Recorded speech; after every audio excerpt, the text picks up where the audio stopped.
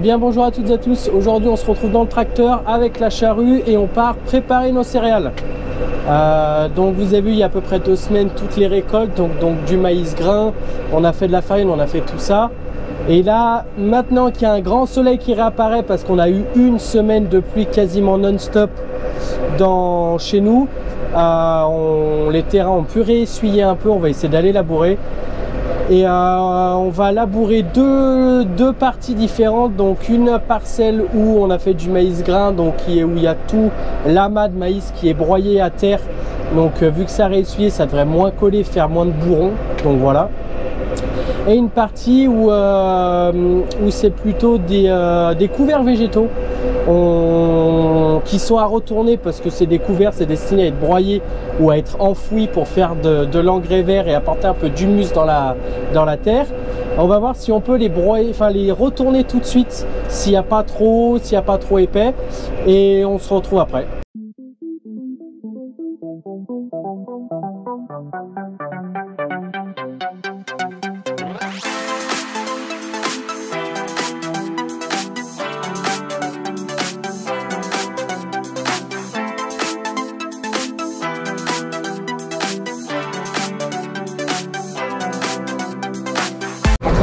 Bon, alors premier essai sur une parcelle de maïs.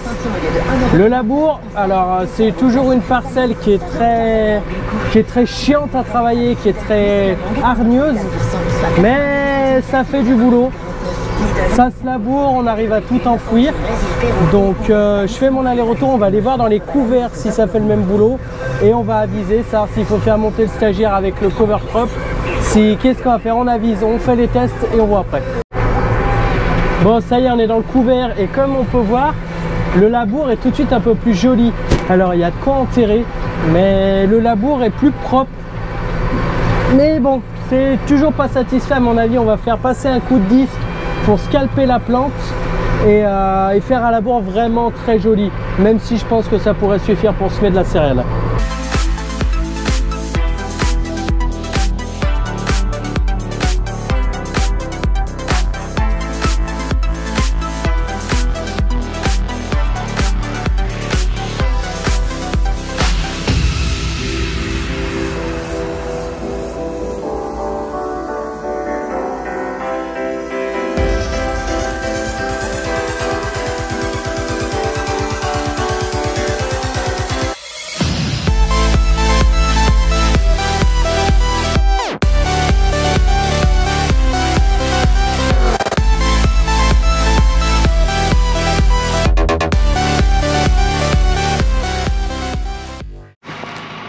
Bon, verdict, du coup, on va retourner voir le labour. On n'y touche plus, on laboure comme ça. Il est pas super joli, mais en fait, le but là, c'est pas de faire un labour joli, c'est de faire du taf. Donc on retourne tout, il n'y a quasiment pas de végétation qui dépasse. Et en discutant avec le père, quand on sème, on a les griffes à l'avant et la herse rotative qui vont finir le boulot. Donc là, le stagiaire a pris les manettes, ça me permet de faire 2-3 plans de vue.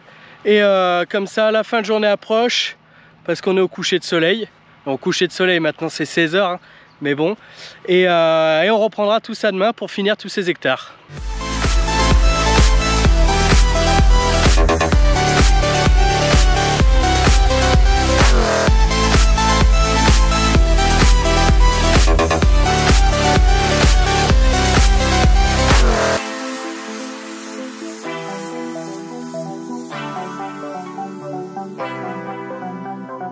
Ce qui devait arriver arriva. J'ai voulu faire un petit plan, mettre la GoPro à ras le sol, regarder les corps, retourner la terre, tout ça. J'ai plus mon micro. J'en ai une partie là et l'autre, je la cherche. Mais à mon avis, elle est morte pour la France. Donc j'espère qu'avec ce micro là, on m'entendra bien. Je pense que je ferai les vidéos comme ça pendant un moment. Et puis si je le retrouve, tant mieux. Sinon, bah peut-être falloir réinvestir. Bon, j'espère qu'on m'entend bien.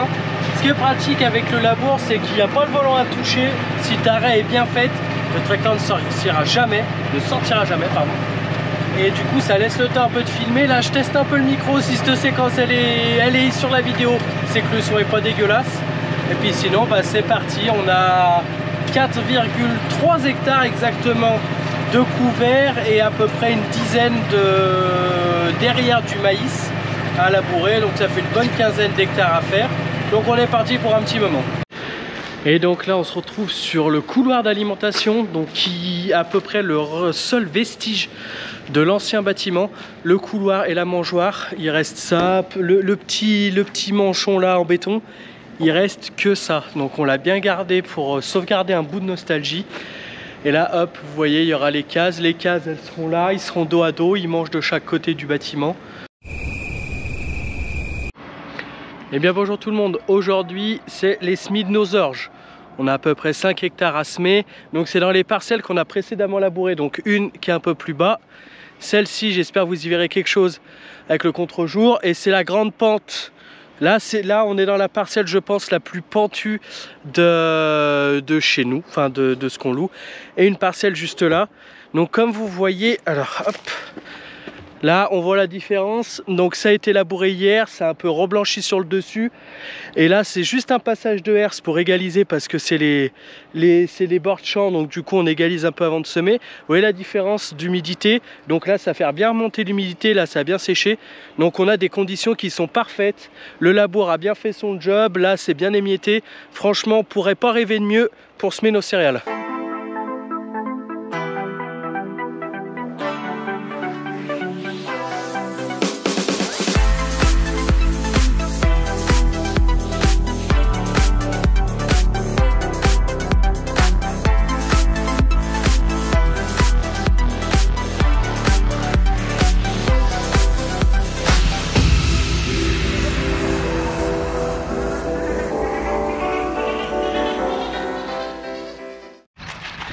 Bon allez, juste avant de se mettre au semis, on est venu voir le stagiaire, venu voir si le labour se faisait bien.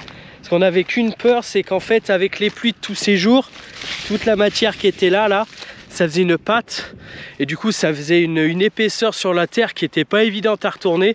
Mais le soleil a bien fait sécher tout ça. Et du coup ça se laboure nickel. Donc là il lui reste pas grand chose à faire, les pointes, après tous les tours de parcelle. Et en attendant, moi je vais aller remplacer le père osmoir. Et bah ça y est, c'est parti, on est au semis. Tac. Bon, le boire est pas très droit parce qu'on a plusieurs poteaux à éviter. Je vous rattrape tout ça pour que ça fasse un truc joli.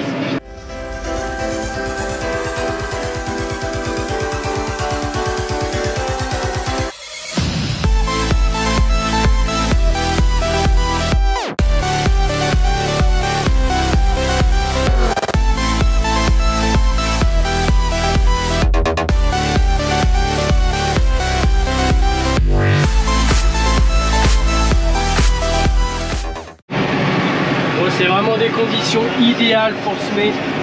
Comme on voit, ça fait un semis qui est incroyable. Le labour se frit tout seul, il a un peu blanchi sur le dessus. Donc ça fait juste des petites mottes qui sont cassées par la herse. Les griffes devant aplanissent pour attaquer le boulot. Franchement, on n'aurait pas pu rêver meilleures conditions pour semer au moins nos heures. On verra notre réticale dans un moment. Mais voilà.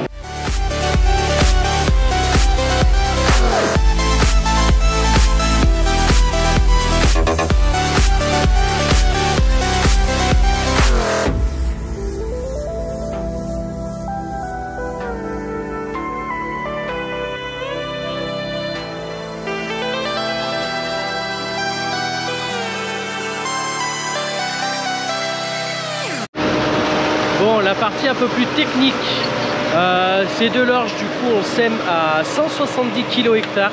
Donc c'est nos semences qu'on a fait traiter la dernière fois, donc surtout traiter pour le gibier et pour les pigeons, tout ce qui pourrait venir nous piquer nos graines. Et donc voilà, une condition parfaite, un semis parfait, il n'y a pas de raison que ça se passe mal.